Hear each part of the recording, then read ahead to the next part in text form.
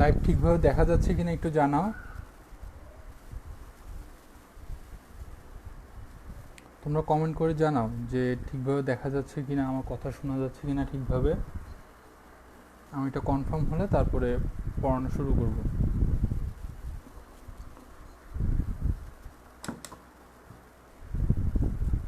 হ্যাঁ, একটা বিশেষ ঝামেলার কারণে আজকে তোমাদের রুটিনে কিন্তু আমার ক্লাস ছিল, তবে সেটা আমি সম্ভবত সন্ধ্যার পরে 7:30-এ নেওয়ার কথা ছিল। আমি এটা সকালে নিয়ে আসছি। আমার একটু ঝামেলার কারণে আসলে আমি আজকে সকাল তোমার 11টা থেকে আমি একটু ব্যস্ত থাকবো রাতব্যাপী। হ্যাঁ, কেমন আছো তোমরা? ভালো আছি আমি। ওয়ালাইকুম আসসালাম। কেমন আছো সবাই? সকালবেলা ক্লাস করা কিন্তু খুব মজার। হ্যাঁ, মাথা ঠান্ডা থাকবে। তারপর হচ্ছে নাস্তা করে এসেছো তো নাকি? হুম। আচ্ছা, যেহেতু দেখা যাচ্ছে আমরা বেশি কথা বলবো না, চলো আমরা পড়াশোনা শুরু করি। তোমাদের একটা টপিক কন্টিনিউ ছিল, সেটা হচ্ছে এক্সপান্ডেড প্রোগ্রাম অন ইমিউনাইজেশন, মানে ইপিআই। খুবই গুরুত্বপূর্ণ একটা টপিক, পরীক্ষা আসার মতো। ইপিআইয়ের স্কেডিউল পরীক্ষাতে অনেক আসে, পরীক্ষাতে আসে, ভাইভাতেও জিজ্ঞেস করে, স্যারদের খুব কোশ্চেন। ওই স্কেডিউলটা তোমরা একটা পার্ট কিন্তু শিখে ফেলছিলাম। আমি তোমাদেরকে পড়াই দিছিলাম যে মানে আমাদের চাইল্ড ইমিউনাইজেশন, বাচ্চাদেরকে কী কী দেওয়া হয়। তো ওই ইপিএ স্কেডিউলে কিন্তু আরেকটা পার্ট আছে, তোমরা জানো কি না, সেটা হচ্ছে টিটি ভ্যাকসিন। রিপ্রোডাক্টিভ উইমেনদের টিটি ভ্যাকসিন, অর্থাৎ যারা সন্তান ধারণে সক্ষম, সাধারণত 15 থেকে 49 বছর বয়সী বা 50 বছর বয়সী মহিলাদেরকে দেওয়া হয় এই টিটি ভ্যাকসিন বা টিটেনাস টক্সয়েড ভ্যাকসিন বলে আর কি। টিটি মানে হচ্ছে টিটেনাস টক্সয়েড। ওকে, হ্যাঁ দেখা যাচ্ছে, শুনতে পাচ্ছ তোমরা? আচ্ছা, ভালো আছো তোমরা, যাক আলহামদুলিল্লাহ। বলছিলাম যে টিটি ভ্যাকসিনের কথা। টিটি ভ্যাকসিনের শিডিউল কিন্তু আসে ইপিএর মধ্যে, তোমরা লিখতে পারো যদি ফুল ইপিএ স্কেডিউল জানতে চায়, অথবা আলাদা করে টিটি ভ্যাকসিনের তোমাদের হচ্ছে প্রশ্ন আসে, write down the schedule of TT vaccine in reproductive women. Okay, তো সুতরাং টিটি ভ্যাকসিন স্কেডিউলটা তোমাদের শিখতে হবে, এবং এটা খুব সহজ। হ্যাঁ, খুব ছোট একটা স্কেডিউল। তাহলে চলো আমরা আজকে টিটি ভ্যাকসিন স্কেডিউল সম্পর্কে জানি, তারপর আমরা আমাদের এই যে চ্যাপ্টার ওটার বাকি কোশ্চেনগুলো নিয়ে যতটুকু সম্ভব আলোচনা করব। ওকে, লেটস গো।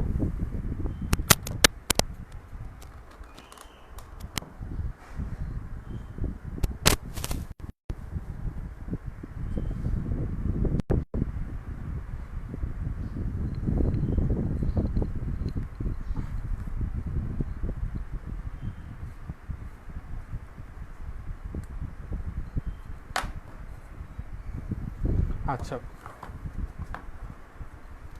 আমাদের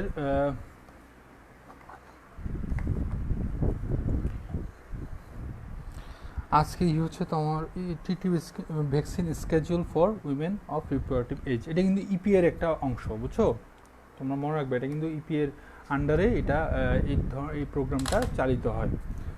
ঠিক আছে, সাধারণত হচ্ছে বললাম তো আমাদের হচ্ছে 15 বছর পর থেকেই একটা মেয়েকে এই টিকাটা যত তাড়াতাড়ি সম্ভব দিয়ে দেওয়ার চেষ্টা করতে হবে। ওকে, আমার একটা অ্যাঙ্গেলে বসি যাতে তোমরা খুব ভালোভাবে দেখতে পারো।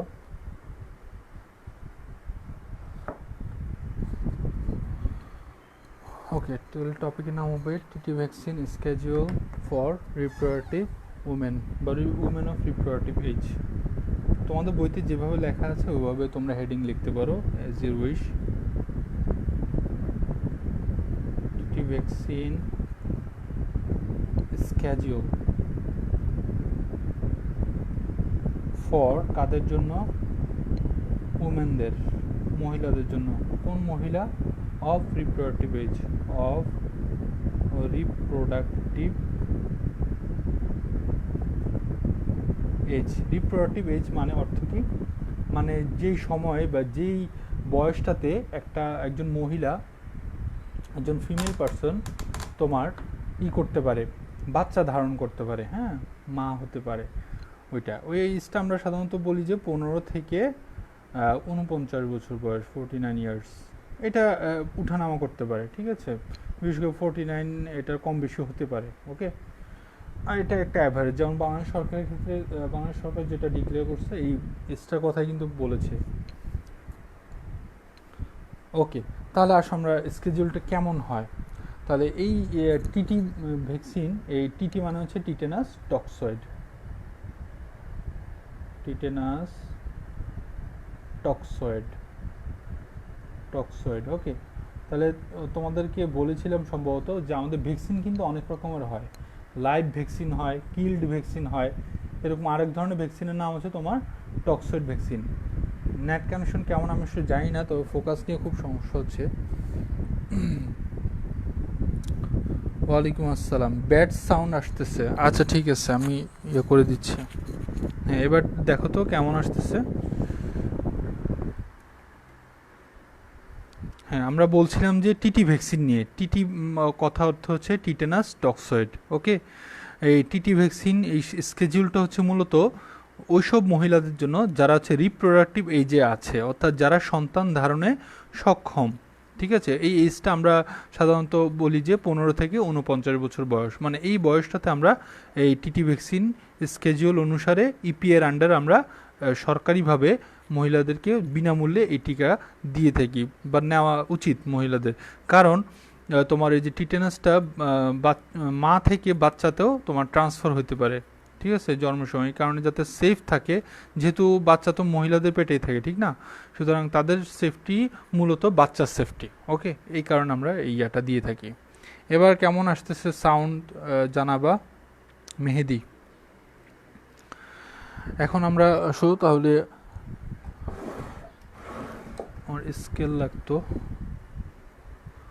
ওকে, আচ্ছা স্কেল লাগবে না, স্কেল নিয়ে বসিনি। তাহলে আমরা বলেছিলাম যে টিটি মানে হচ্ছে টিটেনাস টক্সয়েড, এটা হচ্ছে টক্সয়েড টাইপের ভ্যাকসিন। ভ্যাকসিন অনেক রকম হয়, লাইভ হয়, কিল্ড হয়, হ্যাঁ, টক্সয়েড হয়। এটা কী রকমের?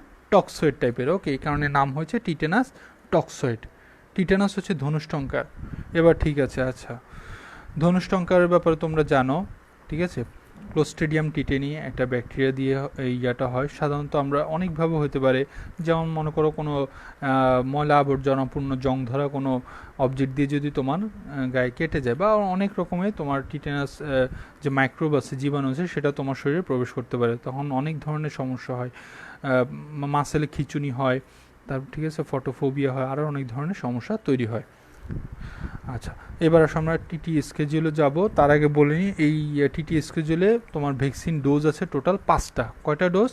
5টা ডোজ আছে, এবং একটা ডোজের মধ্যে গ্যাপ এক এক রকম। ওকে, এবং এটা তোমাদের শুরু করতে হবে ঠিক 15 বছর শেষ হওয়ার পরপরই, মানে যত তাড়াতাড়ি সম্ভব, মানে 15 বছর আগে দেওয়া দরকার নেই। ঠিক আছে, ওকে, যেহেতু রিপ্রোডাক্টিভ এজ এইখান থেকে এতটুকু থেকে এতটুকু।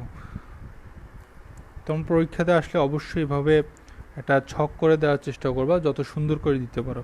ফার্স্টে আমরা ইয়া করব যে টিটি ডোজ, মানে কি কয়টা ডোজ আছে সেটা আমরা ইয়া করব। তারপর আমরা ইয়া করব যে ডোজগুলোর মধ্যে ব্যবধান কতটুকু, ইন্টারভাল বিটুইন ডোজ। তাহলে আমরা লিখব মিনিমাম ইন্টারভাল। ইন্টারভাল মানে কি? গ্যাপ, সময়ের গ্যাপ, মানে কতটুকু ইয়ে থাকবে। আর মিনিমাম লিখছি কিন্তু কমপক্ষে, মানে এর গ্যাপ একটু বেশিও হতে পারে, বাট কমপক্ষে অ্যাটলিস্ট এতটুকু গ্যাপ থাকতেই হবে, মানে এর আগে দেওয়া যাবে না। ঠিক আছে,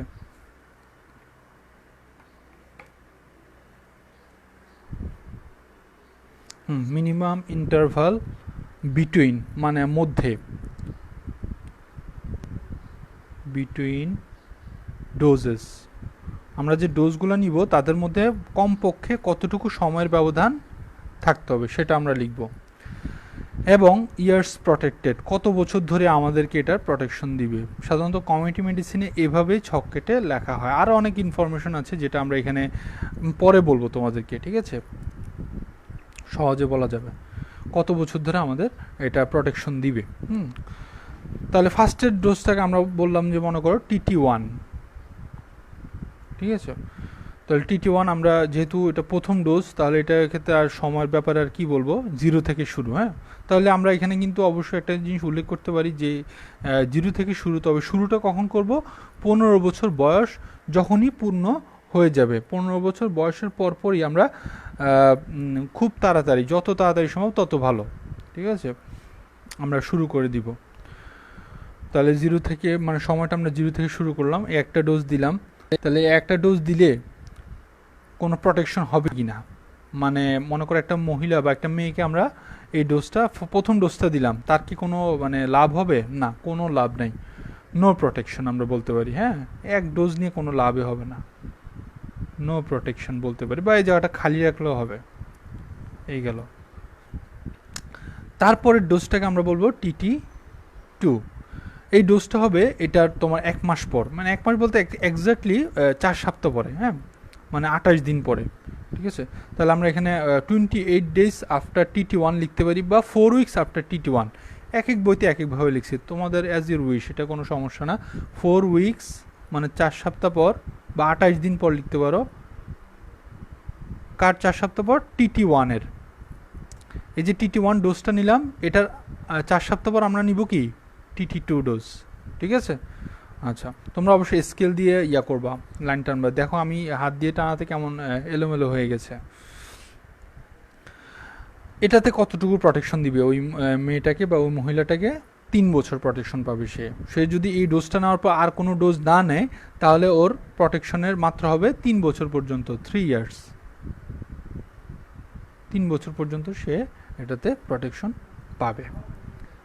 কেউ যদি ফুল ডোজ নেয়, 5টা ডোজ নেয়, তাহলে ওর সারা জীবন প্রোটেকশন থাকবে।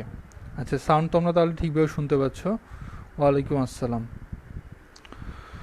তারপর ডোজটা কি? একইভাবে, মানে নাম সব একই সিরিয়াল আসবে, TT1 2 3 4 5। তাহলে এটা কতদিন পরে দিব? এটা দিব আমরা 6 মাস পরে, মানে আমাদের TT2 ডোজের কত মাস পরে? 6 মাস পরে। তাহলে 6 মান্থস আফটার TT2। আমরা TT2 দেওয়ার 6 মাস পরে দিব TT3। এটা কত বছর একটা মহিলাকে প্রোটেকশন দিবে? 5 বছর। মনে করো এটা নিয়ে সে আর নিল না, তাহলে সে হাইস্ট 5 বছর পর্যন্ত ও প্রোটেক্টেড থাকবে টিটেনাস আক্রান্ত হওয়া থেকে, ঠিক আছে। তারপরটা হচ্ছে আমাদের TT4। এটা আমরা কতদিন পরে দিই? সাধারণত 1 বছর পরে দিই, 1 ইয়ার আফটার। কার? এটার, TT3। মানে আগেরটা সবসময় মনে রাখবা, এই ডোজটা হবে এর আগেরটার এত সময় পরে, এভাবে আমরা লিখি। এটা কত বছর পরে, সরি, এটা কত বছর আমাদেরকে প্রোটেকশন দিবে? 10 বছর। ওকে, লাস্ট যেটা, এটা সবচেয়ে গুরুত্বপূর্ণ, কারণ এটা দ্বারা তোমার লাইফ লং প্রোটেকশন হবে। এটা কতদিন পরে দেই আমরা? এই ভ্যাকসিনটা আমার TT4 এর 1 বছর পরে, তাহলে এটা 1 ইয়ার আফটার TT5। এটা কত দিন প্রোটেকশন দিবে? আজীবন। অ্যাকচুয়ালি তারপরেও আজীবন প্রোটেকশন দিলেও সাধারণত প্রতি 1 বছর পর পর একটা বুস্টার ডোজ, মানে আরও একটা ডোজ করে নেওয়া ভালো, ঠিক আছে। এটা লাইফ লং, মানে অ্যান্টিবডি শরীরে থাকবে, ঠিক আছে কথা। তারপর আমাদের যদি জীবাণুটা খুব স্ট্রংলি অ্যাটাক করে, তখন কিন্তু আবার মানে ডিজিজটা হয়ে যেতে পারে, এই কারণে বুস্টার ডোজ নেওয়া ভালো। সাধারণত প্রেগনেন্সির সময় কিন্তু কোনো মহিলার, এটা বলে রাখি তোমাদের কিন্তু কাজে লাগবে, যে এই TT স্কেজুল অনুসারে কোনো মহিলা মনে করো ভ্যাকসিন নিয়েছে, সে গর্ভবতী হলো, প্রেগনেন্ট হলো, তাকে কিন্তু তারপর একটা বুস্টার ডোজ নিতে হয়। আর যদি কেউ এই স্কেজুল অনুসারে আগে না নেয়, সে যদি প্রেগনেন্ট হয়, তাকে নিতে হয় 2টা ডোজ, ঠিক আছে। ওই ব্যাপারে আমরা পরে না হয় বলবো। এখন TT ভ্যাকসিনের স্কেজুল তো গেল, আমরা কিন্তু এখানে এই যে মানে ইয়াটা বলি নাই, মানে পরিমাণটা কতটুকু আমরা ইয়া করি, ডোজ অ্যামাউন্ট। ওই যে মনে আছে আমরা বলছিলাম একটা ফুল ডোজ ভ্যাকসিন কতটুকু হয়? সাধারণত 0.5 ml হয় TTর ক্ষেত্রে এটা, ঠিক আছে। তারপর হচ্ছে তোমার এটার রুট যদি বলি, আমরা মনে আছে EPI স্কেজুল চিলড্রেনের ক্ষেত্রে আমরা রুট পড়ছিলাম, মানে কোন রুটে দেই, কোথায় দেই, এগুলো একটু জেনে নেই। রুট আসলে ইন্ট্রামাস্কুলার, মানে মাংসপেশিতে দেওয়া হয়, চামড়ার নিচেও না, ভেনেও না, মাসেলে দেওয়া হয়, তাহলে ইন্ট্রা মাস্কুলার দেওয়া হয়। এটা কোথায় দেওয়া হয়? লোকেশন সাধারণত ডেল্টয়েড রিজিয়নে দেওয়া হয়। মানে ডেল্টয়েড রিজিয়ন মনে আছে আমি তোমাদেরকে বলছিলাম যে আমাদের যে বাহু আছে, মনে করো এটা আমাদের বাহু, এই হচ্ছে ফোর আর্ম, এই হচ্ছে আর্ম, আর্মের এই জায়গায় যে মাসেলটা আছে এখানে দেওয়া হয়, ডেল্টয়েড মাসেলে দেওয়া হয়। তাহলে upper and outer part of arm, upper, তোমরা কিন্তু ইপি স্কেজুলে এটা লিখছিলাম মনে আছে, upper and outer part of arm, এটাকে ডেল্টয়েড রিজিয়নও বলতে পারি যেহেতু এখানে ডেল্টয়েড মাসেল থাকে, ডেল্টয়েড রিজিয়ন।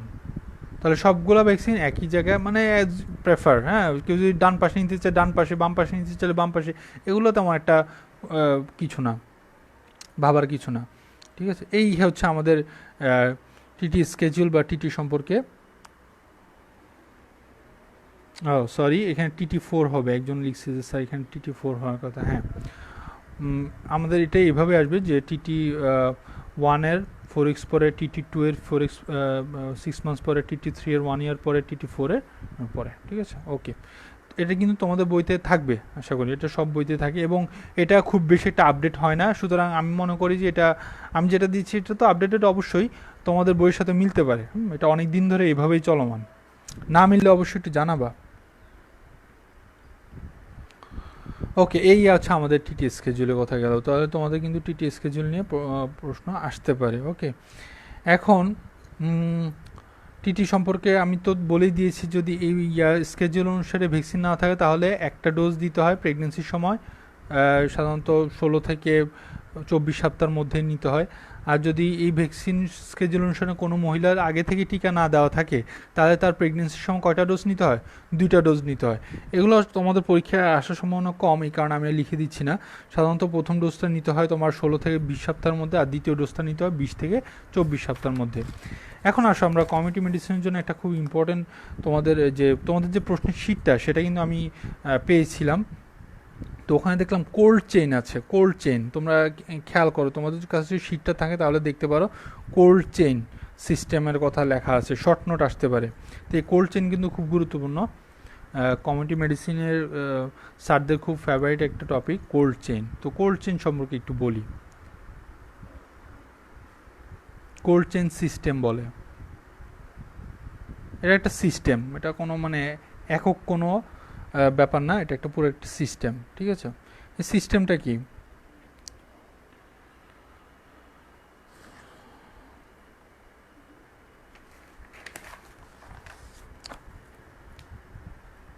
টিটি 5-এর ক্ষেত্রে 1 ইয়ার আফটার টিটি 4। তোমাদের কমেন্ট দেখে আমি কনফিউজড আসলে।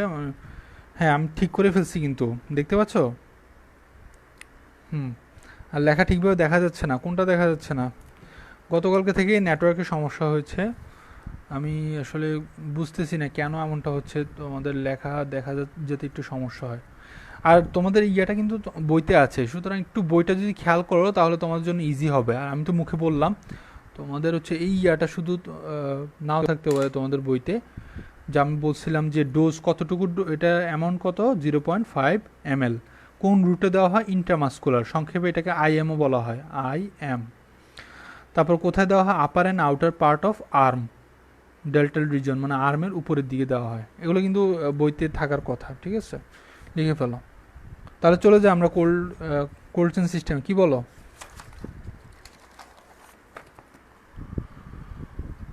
কোল্ড চেইন সিস্টেম ফোকাসিং হচ্ছে না কেন?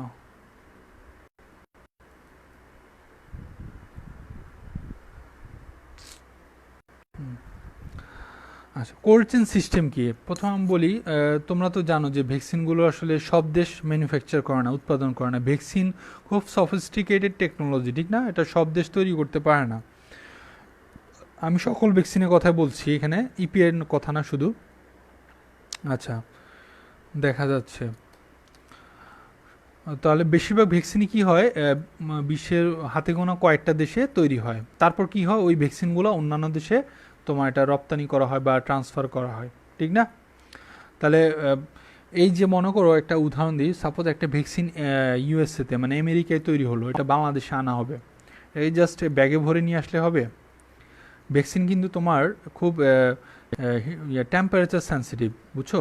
ভ্যাকসিন ভালো রাখতে হলে ভ্যাকসিনকে একটা নির্দিষ্ট তাপমাত্রায় রাখতে হয়, মানে আমাদের খাবার দাবারের মতো অনেকটা। তবে এই ক্ষেত্রে তাপমাত্রাটা খুবই নির্দিষ্ট এবং একদম মাত্রা নিয়ন্ত্রণ করতে হয়। তাহলে WHO, ওয়ার্ল্ড হেলথ অর্গানাইজেশন, বলেছে যে এই তাপমাত্রাটা হচ্ছে, মানে যে তাপমাত্রায় বেশিরভাগ ক্ষেত্রে ভ্যাকসিন ভালো থাকে সেটা হচ্ছে তোমার 2 ডিগ্রি থেকে 8 ডিগ্রি সেলসিয়াস। নোট, খেয়াল করো, সেলসিয়াস, ঠিক আছে? 2 ডিগ্রি থেকে 8 ডিগ্রি সেলসিয়াস।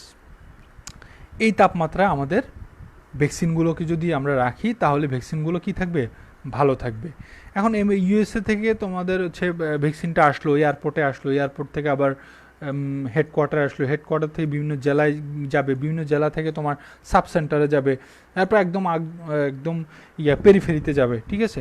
তো এই যে ভ্যাকসিনটা এত দূর পর্যন্ত যাবে, এর মধ্যে এটাকে কিভাবে এই টেম্পারেচারে রাখা যায়, ওইটাই হচ্ছে আমাদের কোল্ড চেইন সিস্টেম। বুঝতে পেরেছো?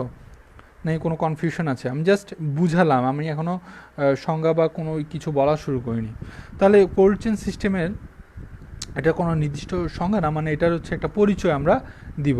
তো এটা হচ্ছে একটা system, it is a system, এটা কোনো একক কিছু না, ইট ইজ এ সিস্টেম। এটা কিসের সিস্টেম? স্টোরেজের সিস্টেম। কি স্টোরেজ? আমরা খাবার স্টোর করি না, কোথায় স্টোর করি? ফ্রিজে স্টোর করি, যাতে করে আমরা পরবর্তীতে খেতে পারি। তো আমরা এখানে ভ্যাকসিনের কথা বলতেছি, সিস্টেম অফ স্টোরেজ। ওকে, তাহলে ভ্যাকসিন স্টোর করার একটা সিস্টেম এবং ভ্যাকসিন ট্রান্সপোর্টেরও একটা সিস্টেম। ভ্যাকসিনটা এক জায়গা থেকে আরেক জায়গায় নিয়ে যাওয়ার একটা সিস্টেম, স্টোরেজ অ্যান্ড ট্রান্সপোর্ট। তাহলে ইট ইজ এ সিস্টেম, এখানে অফ হবে, অফ স্টোরেজ অ্যান্ড ট্রান্সপোর্ট। কি স্টোরেজ এবং ট্রান্সপোর্ট করা? অফ ভ্যাকসিন, ভ্যাকসিনের কথা বলছি, ঠিক আছে? কিভাবে? At low temperature. ওই যে বললাম না, এটা কিন্তু খুব লো টেম্পারেচার। আমাদের রুম টেম্পারেচার কত? অলমোস্ট 25 ডিগ্রি সেলসিয়াস, ঠিক না? তার মানে রুম টেম্পারেচার থেকে অনেক কম এটা, ঠিক আছে? At low temperature, low temperature. আস্তে আস্তে লিখতেছি যাতে তোমরা দেখতে পারো। খেয়াল করো কি লিখলাম? It is a system of storage and transport of vaccine at low temperature. ঠিক আছে, শেষ হয়নি আমাদের, আমরা ধাপে ধাপে লিখতেছি। তাহলে এটা হচ্ছে তোমার একদম নিম্ন তাপমাত্রায় একটা ভ্যাকসিন স্টোর করা এবং ট্রান্সপোর্ট করার একটা সিস্টেম। তাহলে কোত্থেকে কোথায় ট্রান্সপোর্ট করব? ফ্রম, কোথা থেকে? যে ভ্যাকসিনটা যেখানে তৈরি হয়েছে, তৈরি করে ইংরেজি কি? ম্যানুফ্যাকচার, না? আর যারা তৈরি করে তাদেরকে আমরা কি বলি? ম্যানুফ্যাকচারার। তাহলে ফ্রম দ্য ম্যানুফ্যাকচারার, ঠিক আছে? ম্যানুফ্যাকচারার মানে যারা তৈরি করে তাদের কাছ থেকে। কোথায় নিয়ে যাব? যে জায়গাতে টিকা দেওয়া হবে। টু দ্য, সাপোজ মনে করো আমার এখানে একটা প্রাইমারি স্কুল আছে, এখানে তোমার কোনো একটা টিকাদান কর্মসূচি চালু হয়েছে। তাহলে আমার এখানে তোমার একটা টিকাদান কেন্দ্র কি হলো? এই যে আমার এখানে সামনে যে প্রাইমারি স্কুল আছে সেটা হচ্ছে আমাদের ভ্যাকসিনেশন সাইট। মানে সেই আমেরিকা থেকে, একটা এক্সাম্পল বলতেছি, সেই আমেরিকা থেকে এই আমার এই প্রাইমারি স্কুল পর্যন্ত আসার সময় পুরোটা সময় কিন্তু এই কোল্ড চেইন সিস্টেমের মধ্যেই ভ্যাকসিনটাকে থাকতে হবে, ঠিক আছে? লং টাইম, খুব লং একটা সময়, লং একটা পথ, হ্যাঁ, কোনো শর্টকাট পথ না। তাহলে ফ্রম দ্য ম্যানুফ্যাকচারার, যারা উৎপাদনকারী তাদের থেকে, to the actual vaccination site. Actual মানে একদম এক্সাক্ট যেটা আর কি, ভ্যাকসিনেশন সাইট, ভ্যাকসিনেশন সাইট। এই পর্যন্ত হচ্ছে আমাদের একটা মোটামুটি একটা ডেফিনেশন আমরা দিতে পারি। তাহলে কি এটা হচ্ছে একটা সিস্টেম? কিসের সিস্টেম? স্টোরেজ এবং ট্রান্সপোর্ট করার। কি ট্রান্সপোর্ট করার? ভ্যাকসিন। কিভাবে? লো টেম্পারেচারে। কোত্থেকে কোথায়? ম্যানুফ্যাকচার থেকে অ্যাকচুয়াল ভ্যাকসিনেশন সাইট, মানে যেই কেন্দ্রের মধ্যে বা যেই জায়গায় টিকাদান কর্মসূচি বা টিকা দেওয়া হবে সেই পর্যন্ত। এটা বাসা হোক বা হসপিটাল হোক বা ক্লিনিক হোক বা যে কোনো স্কুল হোক, যেখানেই হোক, ঠিক আছে? আচ্ছা, তাহলে এই আমরা এতটুকু করব, এর বেশি করব না। এখানে বলার মতো যা আছে আমি বলেই দিয়েছি যে এটা হচ্ছে একটা একটা সিরিজের মতো। প্রথমে এয়ারপোর্টে আসলো, এয়ারপোর্ট থেকে স্টোরে আসবে, তারপর ওখান থেকে গাড়িতে উঠানো হবে, গাড়ি দিয়ে তোমার হেডকোয়ার্টারে আসবে, এই পুরোটা সিস্টেম। এখন যেহেতু শর্ট নোট আসছে, আমাদের সিস্টেমটা আসলে জেনে নেওয়া উচিত। তোমরা কি বলো, ঠিক না? শর্ট নোটে কিন্তু একটু লিখতে হয়। তার আগে আমরা একটু এটার ইম্পর্টেন্সটা জানি, এটা গুরুত্ব কী। এই যে কোল্ড চেইন সিস্টেম, এটা গুরুত্ব ছাড়া তো আসলে কোনো কাজ আমরা করি না, ঠিক না? তাহলে নিশ্চয়ই এটার কোনো গুরুত্ব আছে, এই গুরুত্বটা সম্পর্কে আমাদের জানতে হবে। সরি, আমার ইলেকট্রিসিটি অফ হয়ে গেছে।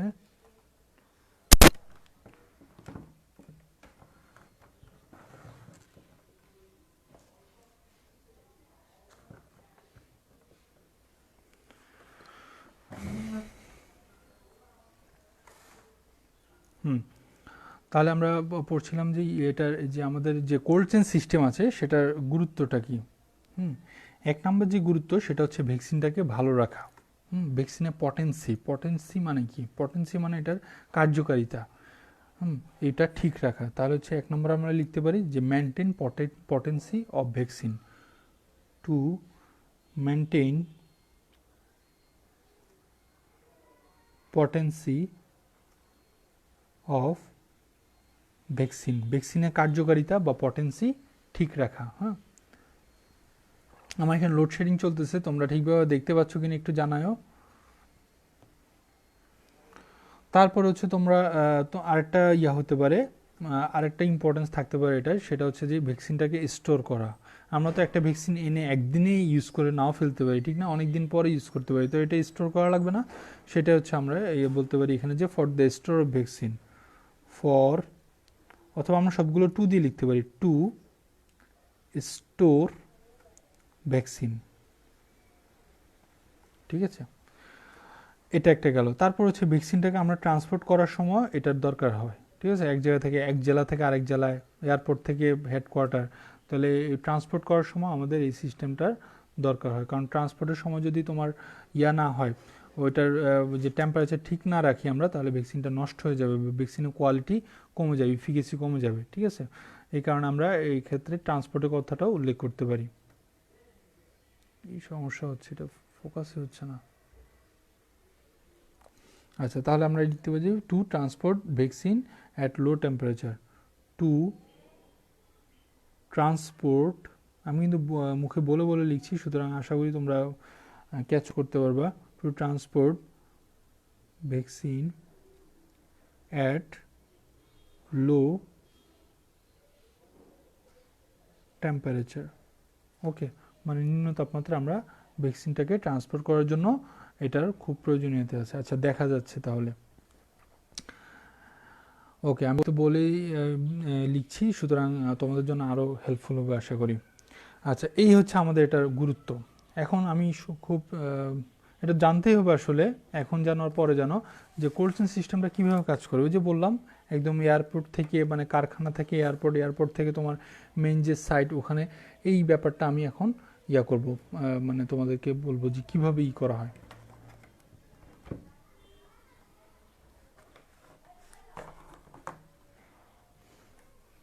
ওকে, তাহলে হচ্ছে আমরা এখন মানে কোল্ড চেইন সিস্টেমটা সংক্ষেপে আলোচনা করব, মানে কোল্ড চেইন সিস্টেমটা কীভাবে কাজ করে। এখানে আমরা হেডিং দিতে পারি যে the cold chain system is as follow, বা কোল্ড চেইন সিস্টেম, জাস্ট শুধু লিখি যে কোল্ড চেইন সিস্টেম।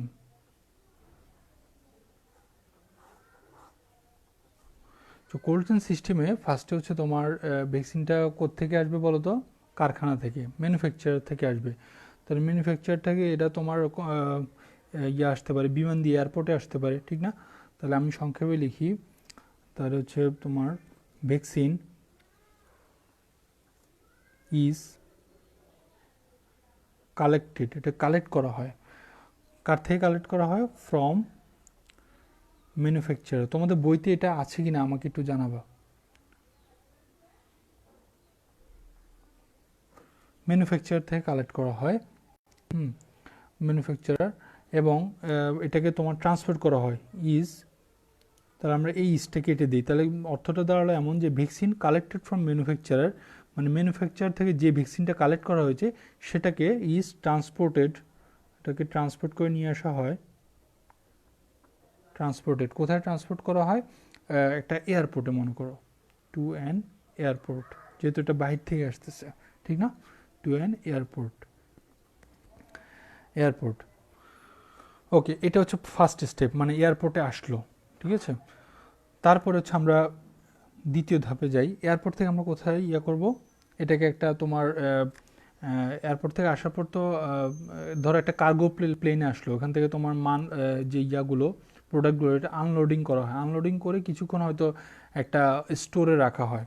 তাহলে স্টোরে তোমার যে রাখতে হবে, ওই স্টোরে কিন্তু টেম্পারেচার ঠিক থাকতে হবে। তাহলে হচ্ছে আমরা এখানে বলতে হয় যে transport between 2 degree to 8 degree Celsius from the airport and from the store to another. তাহলে হচ্ছে ট্রান্সপোর্ট কত, মানে কত ডিগ্রি তাপমাত্রা? 2 থেকে 8 ডিগ্রি, আমরা বলেই দিয়েছি আগে, between 2 degree to 8 degree Celsius. হ্যাঁ, কোত্থেকে? From the airport,